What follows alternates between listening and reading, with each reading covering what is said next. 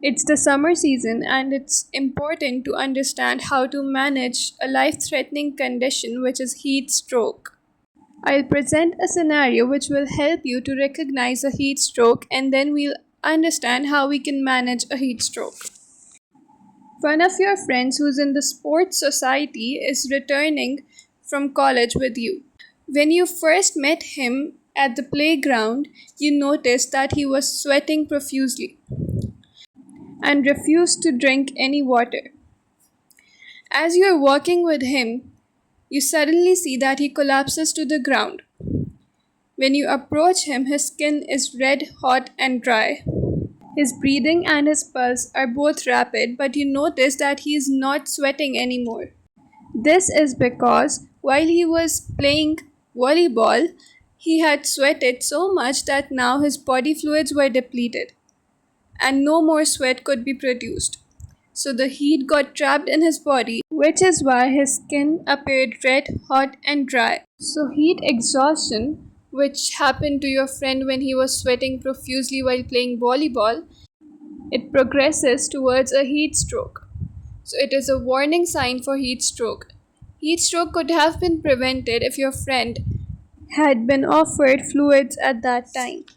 So, to recognize a heat stroke, you have to look for these symptoms. The body temperature rises, the skin appears red, hot, and dry. There is a rapid pulse because the heart is trying to compensate, and the person may be confused or agitated. So, the differentiating symptoms between a heat stroke and heat exhaustion are that heat exhaustion has a lot of sweating, and the pulse is also weak rather than rapid. So, once you've recognized a heat stroke, you move on to manage it. You will first of all ensure the scene safety. You will ensure that you and your friend are safe from any incoming traffic. In the second step, you may call an ambulance if the condition gets worse.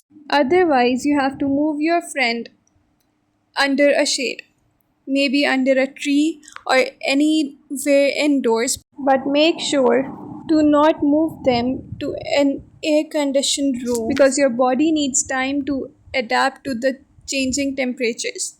Once you've moved your friend under a shade or indoors, you will remove any unnecessary clothing like shoes and socks.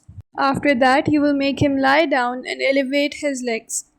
This position will help because your heart won't have to exert extra pressure to pump blood towards your brain because now your head and heart are at the same level on the ground.